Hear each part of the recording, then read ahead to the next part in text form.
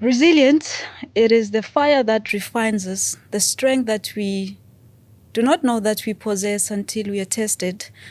Life continues to throw some of the worst curveballs, setbacks, and moments that make us question everything, and sometimes even question ourselves. But what is resilient? Is it the ability to bounce back? Is it the power and the ability to rise stronger, wiser, and much more unstoppable than before? Today on Unscripted Synergy, we dive deep into what it really means to be resilient. And I couldn't have asked for a better guest to help us unpack this than the most beautiful, the most awesome, Rosheen Kriegler, who is a very proud mother, a very proud, probably more proud to be a grandmother. I made it. One of the most inspiring entrepreneurs, visionaries, and leaders. She's one of the people that I have witnessed survive some of the worst life storms. But what I find more interesting and more inspiring was her ability to dance in that rain. That has been the most fascinating thing, and I have learned quite a lot from just experience you live life as best as you live it. So there we go. Today on Unscripted Synergy, we will be discovering and exploring what it truly means to be resilient. And I am your host, Noxy, your fellow human, and I'm excited to do this with you today. I'm very excited for the conversation. So welcome, Rosheen. Thank you, Nox. Awesome. Thank you very much, Noxy. I hope you are just as chuffed to chill with me this morning. I'm very chill to chuff. I mean, I'm very chuffed to chill. Awesome. How's that for resilience? Awesome. So, Auntie, to get into the motion of things, we'll start with a game. It's called a rapid fire game, just to get to know you a little bit better. I obviously know just a tiny weeny bit about you, but I would like for our audience to just discover who you are from a very fun side. Okay, so are you happy to play a game? I am. Hi, audience. Awesome. You have your opportunity to greet them properly. So just a few rules. One, I'll ask you a question and you respond with just one word or one phrase. Very difficult for me, Noxy. I understand. That's why we came up with this game for you. So if you were to describe yourself in 3 words, what would that be? Flexible, resilient, Wow. gentle. Wow. Early bird or night owl? More of an early bird, I am. And one word, I'm not allowed to tell you why I'm an early bird, but I do it because of discipline.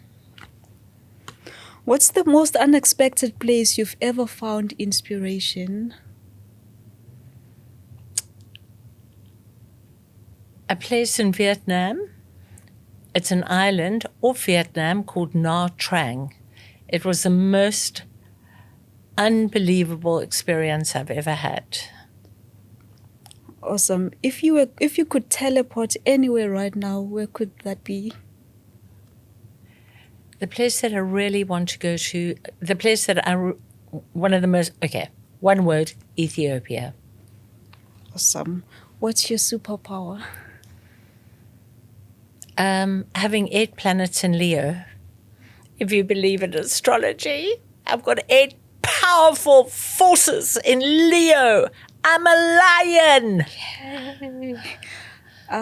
Because you were not so diligent in sticking to the rules, I'll ask you what your theme song is and ask you to sing just one line from that song. I don't know. Give me a song to sing. I haven't listened for a deliberate reason, music, for a year. But when we were sitting downstairs, there was a wonderful song. I said, I love it. I will sing it for you. What is it? I don't remember the song, but do you know A Whole New World from that movie Aladdin? I never saw it. No, I don't know. You sing and I'll sing with you. I'm not the singer here, Auntie. Let's get into our conversation. I think we leave singing until I get a singing coach. You definitely owe me a song. Again, people, welcome to Unscripted Synergy, where leadership meets humanity.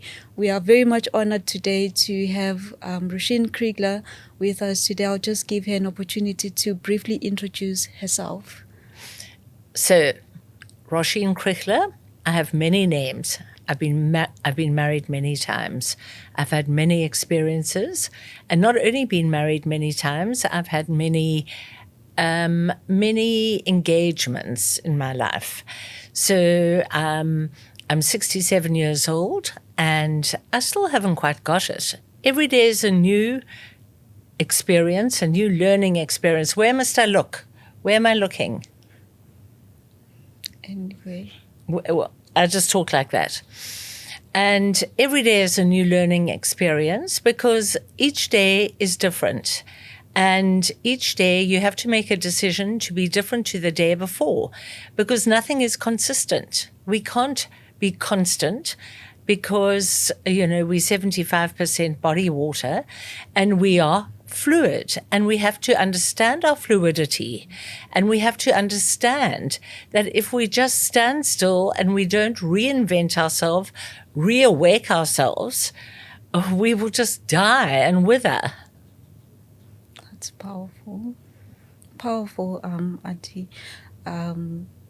Just to, get into our conversation for the day, we obviously said that we would like to unpack what it means to be resilient. How would you generally define what resilience is, and what does it mean to you?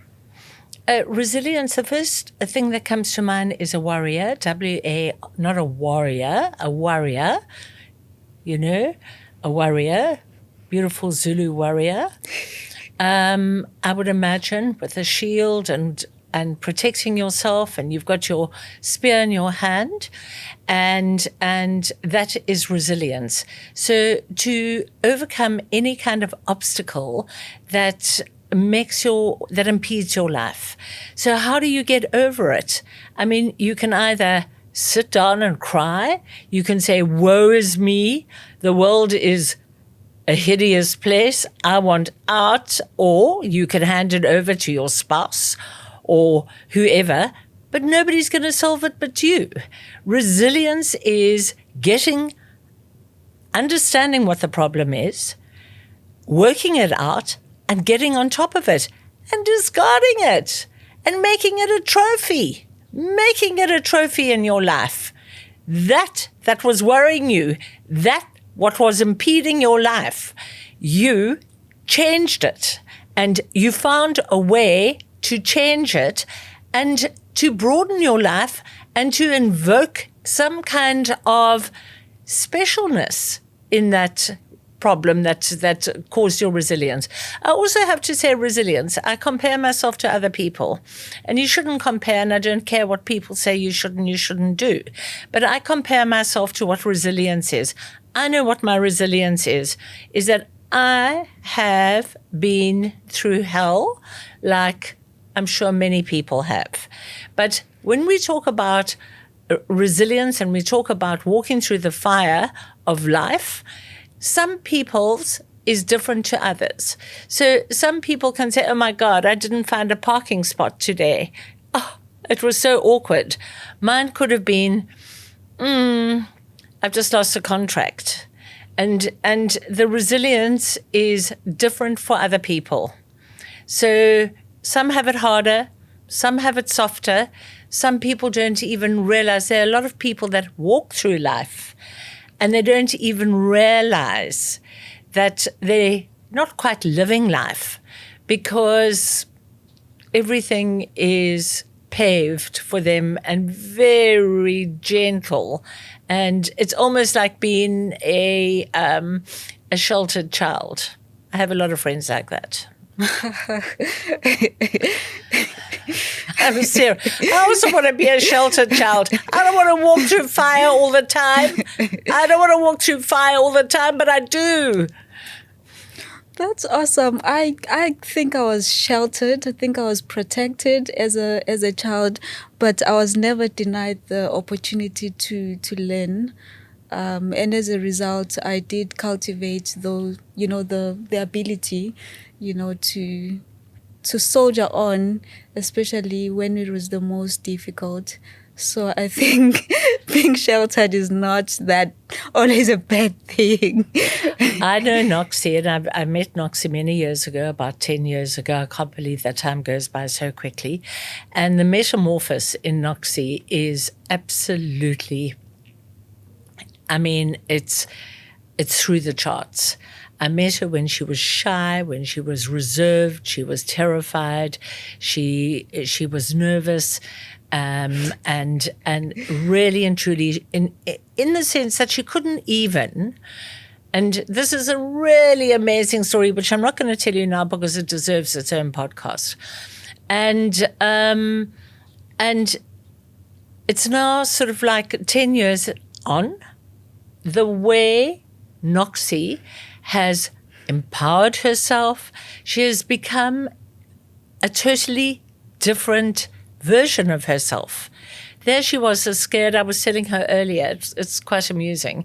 She was a scared little tiny baby rock rabbit, and her little nose would quiver. Yeah, I'm so terrified to go out the door. Oh! And, between a friend and of mine and hers, Noxy has become what she is today. She is phenomenal. Her story is a story not of hope, but is a story of resilience. And that's why when she asked me to come and talk about resilience, I couldn't have a better hostess than Noxy questioning me, because she is pure resilience. It quivers. Can you see it quivering out her body? R for resilience. Thank you so much for that. I've had my fair share of testing. It's not fair share. It's still going to come more. More will still come. I truly believe that. And that's probably, a very nice way to get into some of the questions that I have for you, Auntie. What are some of the experiences that made you so convinced that you had that fire within you to continue being resilient and to push in the midst of the most challenging of circumstances, and it made you convinced that you are truly resilient as you described yourself earlier on? You know what? I think it also is, it's also a stroke of luck. I had a very resilient mother. And so if my mother was born in the 30s, and in the 60s, she had created one of the largest privately owned cosmetic houses in South Africa. And she was, when women weren't working, talk about resilience. I was at a little school, or should I say a very posh school in Cape Town, and my mother was the only person that was ever working. And it wasn't because we came from a sort of impoverished family. We came from, I think, quite a well-off, wealthy family. But my mother always wanted to work. She divorced my father when she was 3. And I really do have to say, I think a father image is incredibly important in one's life. As you know, Noxy, you have an exceptional relationship with your father. And I never had a father. And that is the first point I can say in terms of resilience when I look back, because I was different. I went to school, and my mother she was super sophisticated. She had a beautiful everything in her life, and she worked for a company called Chanel, which we all know today. But she was the only mother working. And I was in Standard 5 at lovely private school, St. Cyprian's, and I could smell my mother before she came, and she never came on time.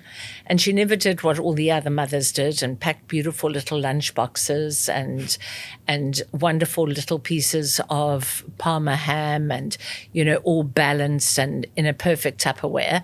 I mean, I think our housekeeper just threw something together while I was at the tuck shop. But I could smell my mother. I could smell her Chanel, and she never came on time when she was supposed to come on time. And as a little girl, you don't want to be different. I didn't want to be different. And she'd come to the stable doors and Cyprian's and she'd say, darling. And she'd say to the teachers, oh, Mrs. Jurgens, just excuse me. I just have to say something to Rosheen. It's before cell phones. And the whole class would look at me and I would shrivel. And they used to say to me, you are so lucky to have such a beautiful mother. I didn't think that. And that was resilience, getting over, what are these people talking about? I want a mother that's like every other mother, that wears twin satin pearls and doesn't make a noise. And she packs a beautiful lunchbox. And she comes to school and she fetches her child on time, in time.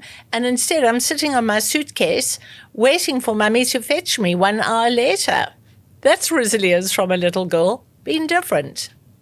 Awesome. Someone has, in fact, I think this has been proven even by, there's been some academic papers that have spoken this as well, that young children tend to be more resilient than adults. Do you believe that? Well, it depends what they're faced with. And how things have changed so dramatically. So we talk about my resilience there as a little girl being different, having a different set of rules to every other of my classmates. And so I made it my business that when I was bringing up my daughter, that she would never be in the same situation. So I overcompensated.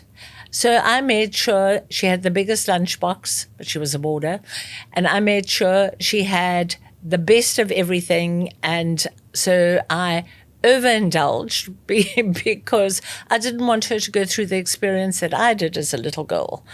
And so there always is a reaction to something.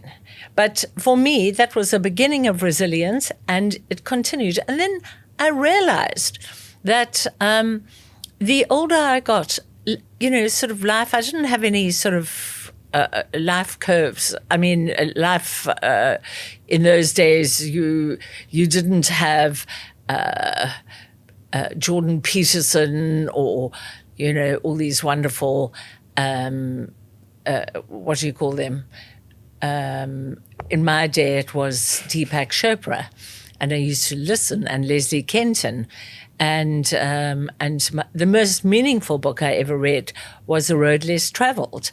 And I was about 12 when I read it, or 13. And the first line was, life is difficult. And I thought, gee whiskers, this man knows what everything is about. And I devoured that book. And to this day, I've read every single self-help book. But, you get to a stage in your life where you don't need them anymore.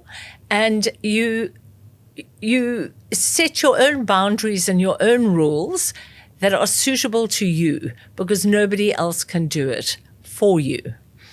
So that's really powerful, Rosheen.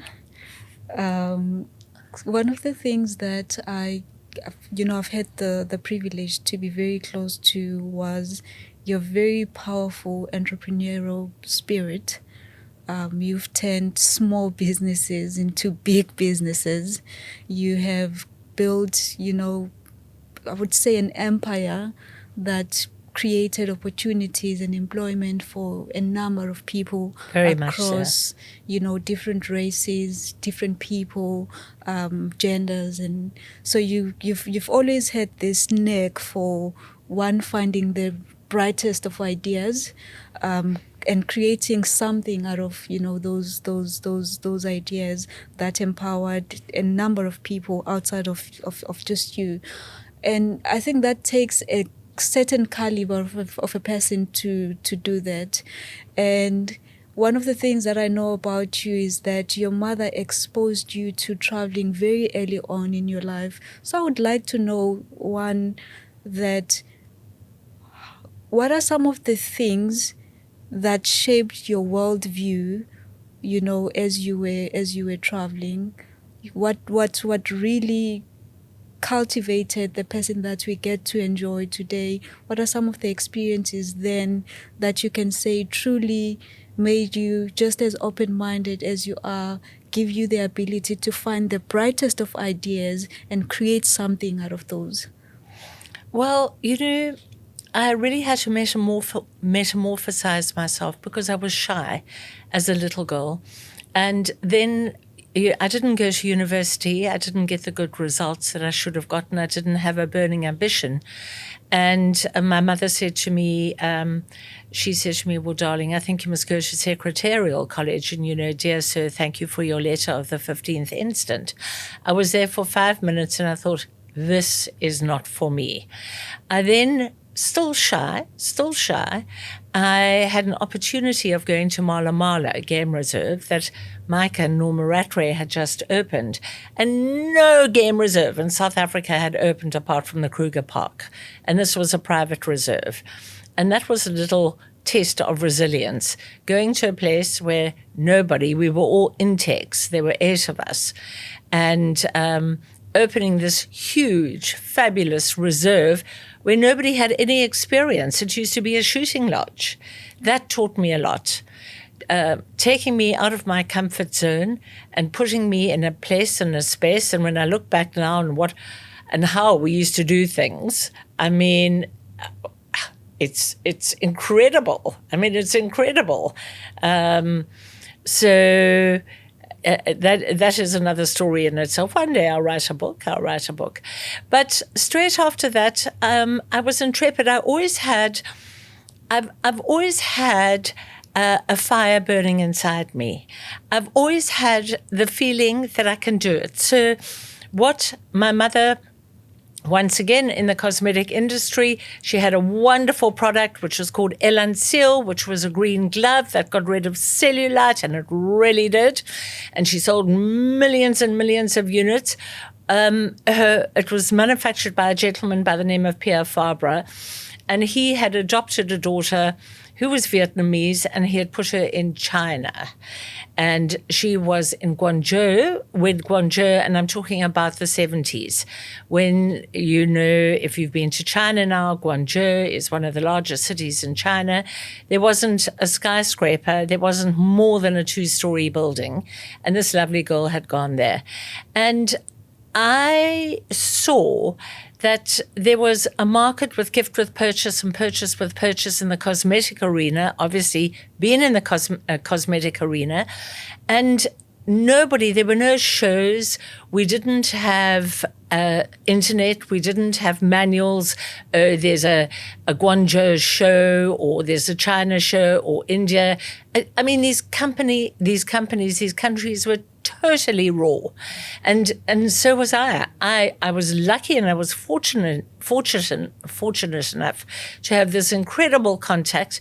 And I went there, and I couldn't believe the array of things. But being a very creative girl, I soon created a whole cornucopia of gift with purchases for the cosmetic industry.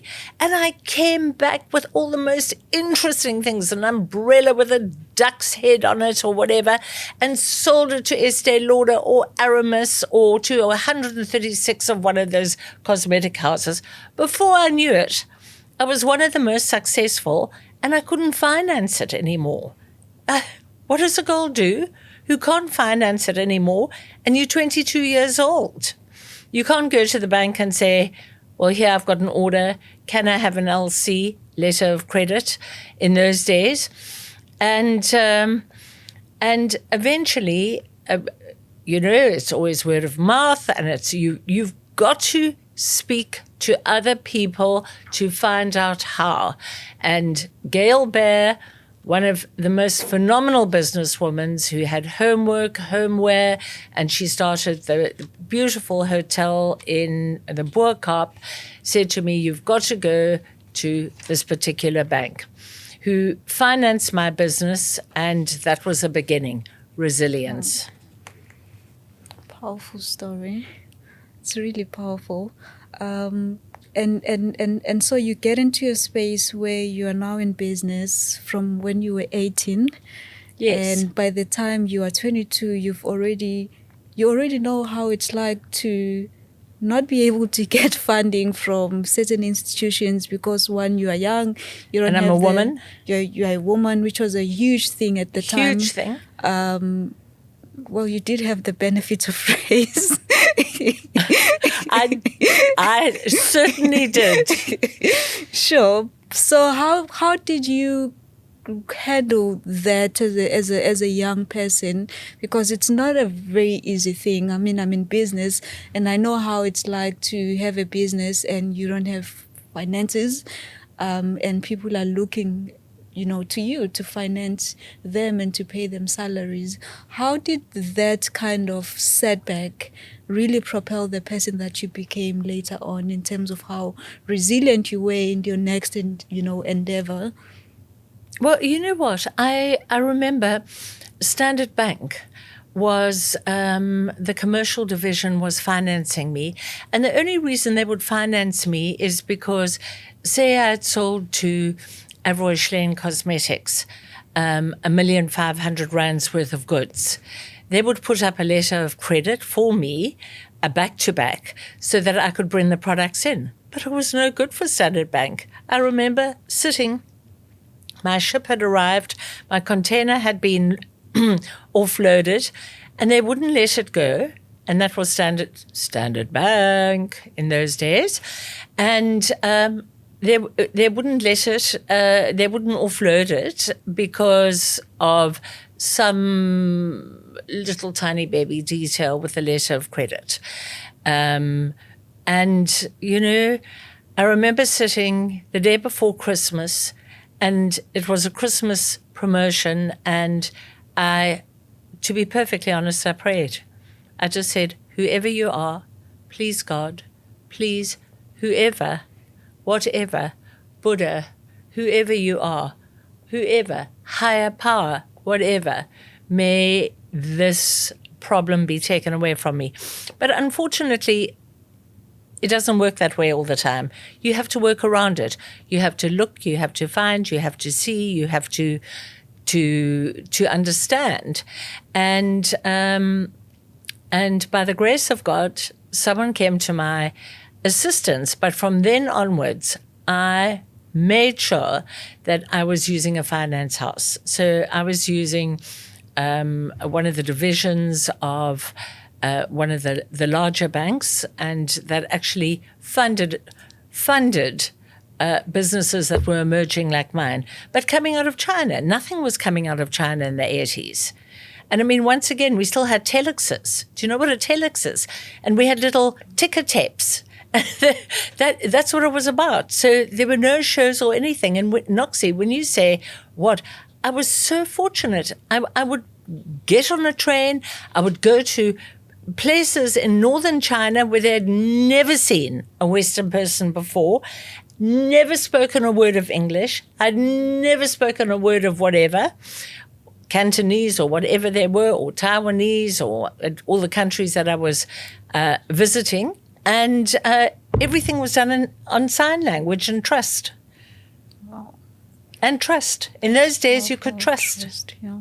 I remember sitting on, I think it was like a 15 million rand order for one of the cosmetic houses. And I had gone to Guangzhou to have a look and see, to do a random check to see that the product was right. It was right. It was a full moon.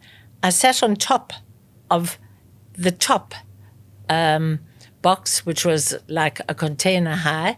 And I phoned my mother in South Africa, and I said to her, it's a full moon here. What is the moon like in South Africa? And she said, darling, it's a full moon. And I said, how can it be full? If you see, this traveling and experience, where do you learn that? You only learn it by traveling. You don't learn it at school. in science. That's funny. Awesome. It's hilarious. That's really hilarious. So, there's quite a lot that can be said about your experience.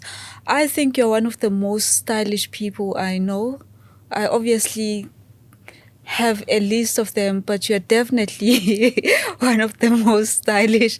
I wouldn't go as far as that, okay? And you are a lover of things beautiful. You love beautiful things. You can set up spaces and make them, transform them into these, gorgeous, pieces and works of art. And also your dress sense and all that. Was that also influenced by traveling? You know what? I've always, and I'm not those kind of girls that, would only buy at a particular boutique that was super expensive, like a Tom Ford or whatever. I could wear Tom Ford if I could afford it then.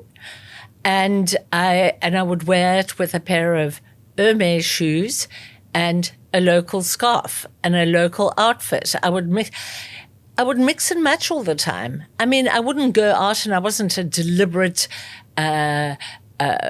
label queen. Miss Lahab, remember we bought up a storm. Yeah. And then we discovered that we were over it.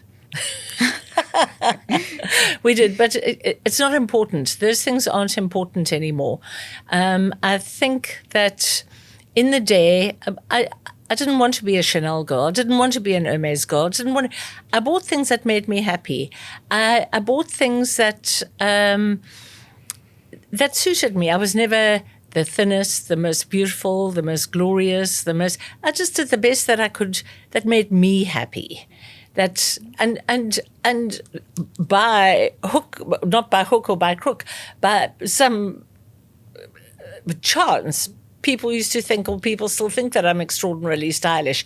Heaven knows why. Maybe it's okay. Maybe it's a gift. It's a gift. It's definitely a gift. From where? I don't know, but it's a gift. I think it's like if you're an interior decorator, or I've seen some awful homes, but if you know what, everybody each to their own. It's, we all have gifts, and it was one of my gifts, and I appreciate. And I really appreciate that I can look at things and they give me pleasure. I think that if you wear things that give you pleasure, it comes out as stylish. You're definitely very stylish. You too. So thank you. I learned from the best. So you were born into privilege. I was. From a very hardworking mother. No father. No father, but you still enjoyed some of the privileges that most kids didn't have access to. You start your business when you are very young. It doesn't really happen. Often people wait until they are much older to start, but you're blessed enough to be in business very early on, and you become successful at it, and you are one of the most stylish people. And it's not just me who thinks that. It's everyone in your space who has encountered you. How did you cope with the fact that while you were all that and you enjoyed such privileges, you still had problems before you and challenges before you? Was it something that you acclimatized with very easily, that you could be challenged to the extent that you were challenged? Oh, I had a huge challenge. But while I was going about it, I really made it my business, and I had a very successful, I then morphed from gift with purchase into packaging, just by fluke. And it wasn't a case of fluke. It would make the most phenomenal movie. But one of the buyers from one of the FMCG houses said to me, "Okay, enough now. I've had enough." I brought tins. I made decorative tins, the most have to have, with pet food in it and cat food in it and cereals in it. And everybody copied, and nobody was doing it in South Africa in those days. And I brought containers and containers in. And when I was selling, it also takes a person to recognize your talent. And I remember this man, he changed my life. And he is and he's just celebrated his 70th birthday. You know who you are, on Friday. And he was a very curmudgeonly means doesn't take prisoners kind of man. And he said to me, oh, I am tearing my hair out. Find me BOPP and don't you ask me what it is. Once again, put me to the challenge. I was so excited. I didn't know what BOPP is. Encyclopedias didn't know what BOPP. We didn't have computers. We didn't have books. We didn't have anything. So I realized basically what it was by orientated polypropylene. He said, bring me BOPP. I went around the world. I said to him, I'll find it for you. Watch me. I started off, it's a petroleum-based product, and I started off in China, where I was familiar, and it was my stomping ground, the East. And I went, and because it's made from gasoline and oil, and China hadn't and hasn't got it. And then I went straight from there. I went to India to go and look, and that's what you call intrepid.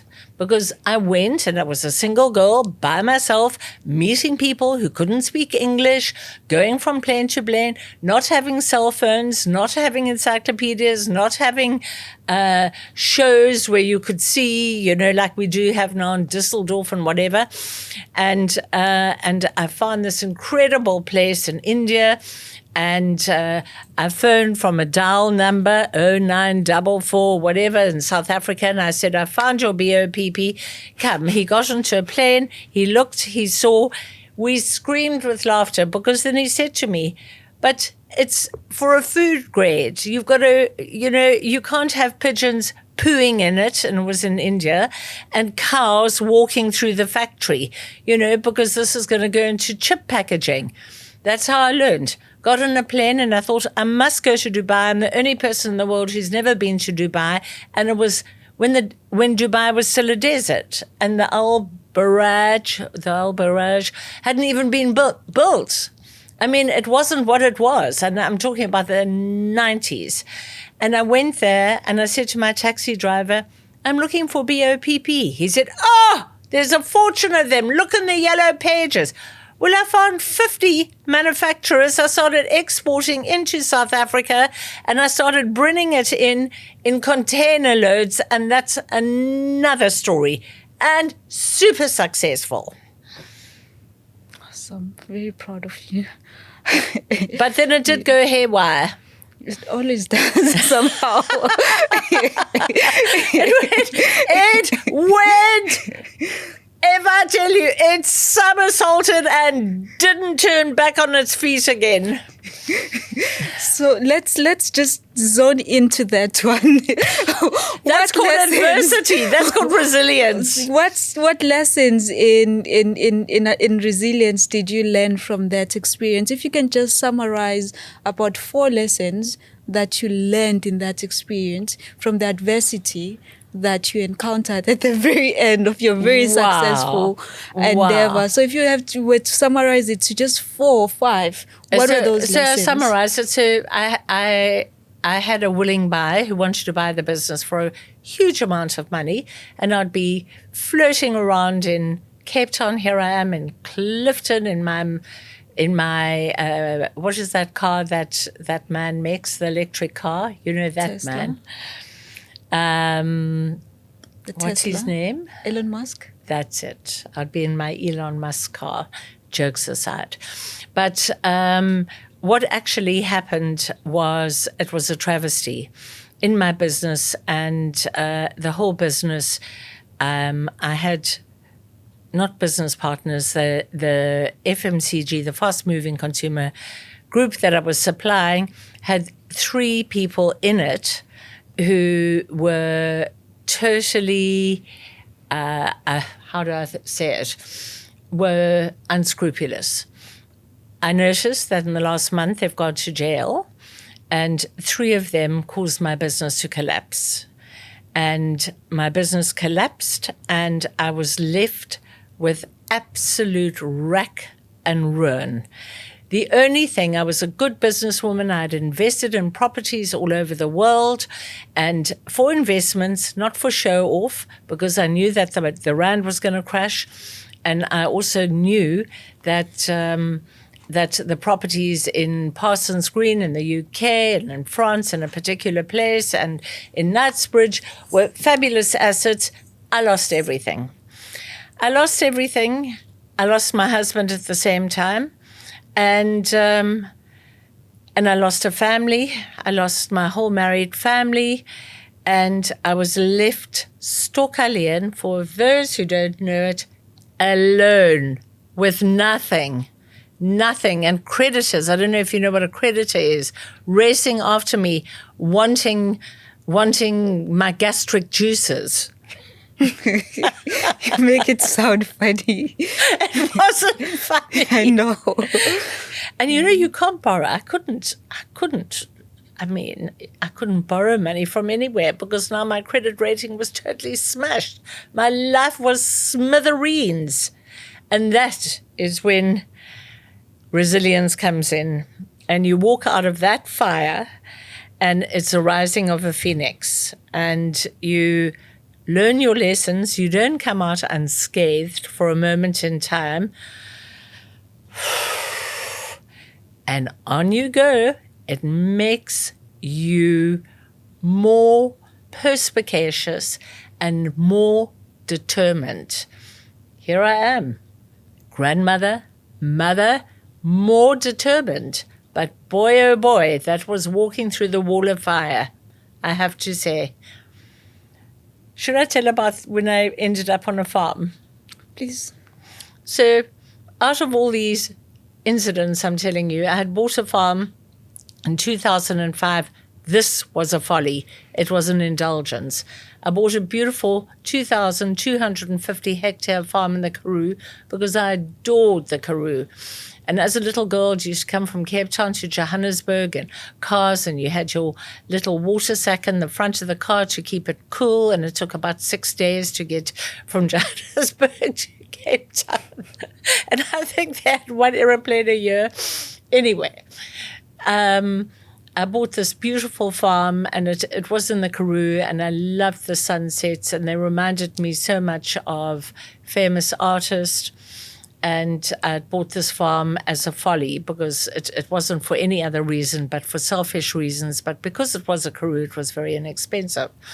Anyway, after this demise of my life and business, I ended up on my farm, and this is where God, Buddha, whoever you are, whatever you believe in, had his tongue or her tongue in his cheek and puts me into a farm where I'm the only girl in the world who can't cook, and I now have to make a go of it. Well, it became one of the most successful guest farms in the Karoo, in the Cape. I made it fun. I had a friend who wanted to come and work with me, and I said to her, darling, you're more than welcome to come with me. I've got no money. I don't think we're going to make money. I don't know what I'm doing.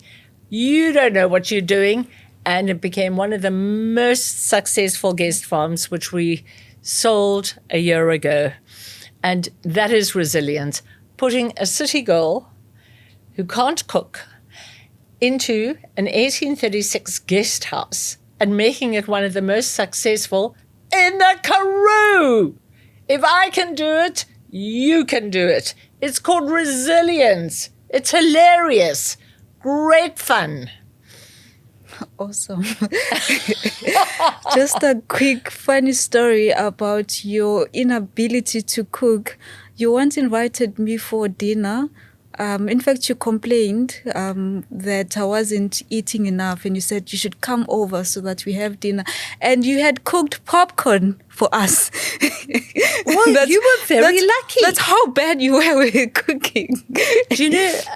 So talk about resilience, and I'm terrified of a stove, and and you know what I always say? I have so much more talent any which other way than I'm scared of stoves. And I'm the only person, I was telling a friend of mine at lunch yesterday, that looks at a stove and I look away as quickly as I look at it. I don't know whether it's a gas stove. I don't know whether it's, what do stoves come? Electric stoves. And now they've got this new thing that you put your food in. What do you call it? Even I've got that. This is an air fryer? Air fryer. We've got an air fryer, whatever. I don't. I just try and be as healthy as possible. I eat breakfast.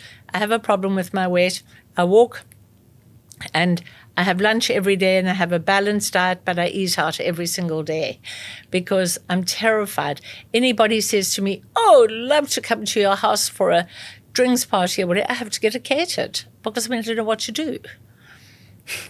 So I really do enjoy these cross-generational conversations. They're very where, generational. Yeah, one can just sit and listen to these amazing stories and learn quite a lot, from the stories. I've had the privilege to obviously do that, and I'm happy that we can open this up to other people.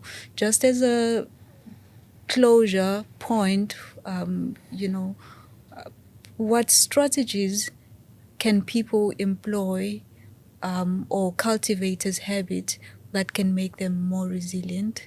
Earlier on we spoke about how, and I think I was sharing this with you, that someone said if you have very high expectations, you become less resilient. And I was saying, I believe that if you have unrealistic expectations, then you become, less resilient. But what's your view on that one? And the second thing is, what are those small things? Because I think it's like a muscle that you have to go to the gym, exercise. You start at a point where you don't have a lot of it, and as you exercise, you build your muscle. And when you meet bigger challenges later on in life, you become at least more resilient than an average person who was not training that muscle. Absolutely. So what are some of the things that you think we can do daily to cultivate that? And I'll just throw one which I think I learned from you. A positive self-image is very important, because you can easily find yourself in a situation where you are defined by the challenges that you go through. And that's Absolutely. One of the things that I never saw you do.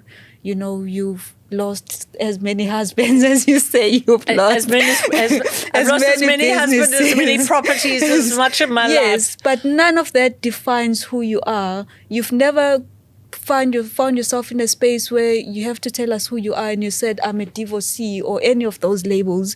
That's primarily because you have a very healthy self-image. So just build on that for me. That's one, it's important to build a healthy self-image because that will carry you through. What are some of the things that you think we can do daily to ensure that we become more and more resilient?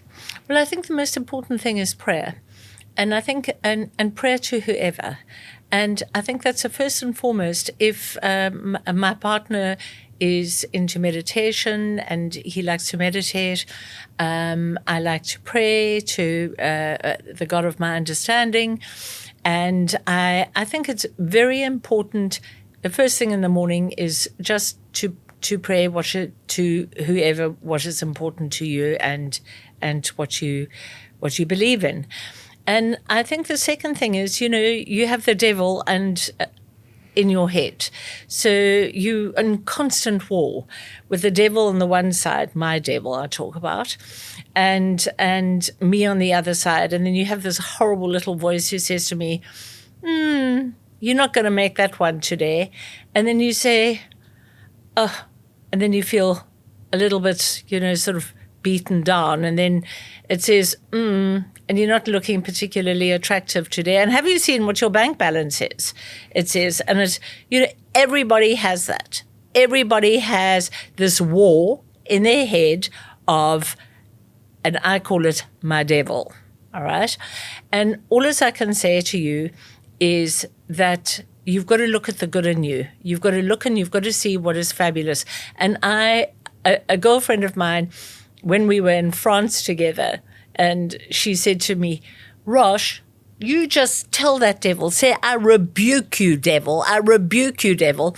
Don't know what it meant. But every time I have that nasty little thought process in my mind that says, you're not quite going to crack it. You're not as good as you think you are. You're not as fabulous as you are. I say, I rebuke you, devil. I rebuke you. And then I think the second most important thing is to write a gratitude list. And you've got to write a gratitude list every single day, and what you are grateful for that particular day. And I also think that you don't pick yourself to pieces. And so today is a day of reckoning for me, and this is how I'm going to tackle this particular problem, and write it down, and write and strategize how you're going to do it. And for me, I'm totally different to everybody else out there, is that, and I would say partly my success in life is because I'm different.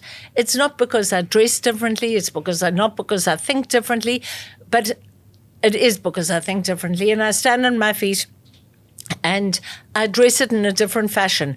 And where everybody, the proletariat, would go that way, I go a different way, in a soft and a subtle way of getting there faster than they can get there, in a cleverer way that not the whole herd had gone to do. Does that make sense? Yep. Yeah, so you've got to, and a gratitude list is so important. And then you've got disciplines, because of course I suffered depression, and I'm not a pill girl. I don't like pills. I also have to say, I found that drinking didn't help me in my life, alcohol, and smoking didn't help me. I gave that up 25 years ago. And I say one of the best books you can get, apart from, depending on what your religion is, apart from your religious book, the Bible, the Quran, or whatever you are, is Alcoholics Anonymous, big book. You don't have to be alcoholic. You don't have to be any ick. You don't have to be a food ick or a workaholic or a whatever. Just look at those 12 steps that they suggest that you do, and whether, it doesn't matter what, if you're not an addict, but just those 12 rules that you have to do in life. It has helped hundreds of millions of people worldwide. And I suggest you can get it online, or you can just see what the 12 steps are. You can download it. They are the most fundamental rules, apart from your religious Quran, Bibles, whatever, to live and to learn, from life. Life isn't easy. Trust me. Awesome. That has been very powerful, Auntie. Thank you so much for your very powerful views. My conclusion to our discussion would be, no one should ever waste a good pain. Pain is there to keep us grounded so that we learn from it, to propel us to be better people than we were before. So we must never waste good pain. And I think that's how I want to close it. Thank you so much for sitting with me. An absolute pleasure. And all I can say is, Noxy, that you are talk about a prime example. I have seen Noxy. I have known her over the years for 8 years. And from where she was to where she is today is an absolute, verified, valid example of how you can go from zero to hero. Lovely to talk to you. I hope we get 100 million people listen to us. Well, people love us online. Thank you so much. I hope so too. Otherwise, I look forward to another engaging conversation. This is just an introduction, but we'll have more of these conversations. So thank you again. It's such Really a pleasure. I honored. so enjoyed it. Awesome. And I so look forward to seeing the reactions to people and the questions. We're here to help, to propel you, to get over your humps and bumps in life. Thank you. Awesome. Thank you, everyone. Thank you, everybody.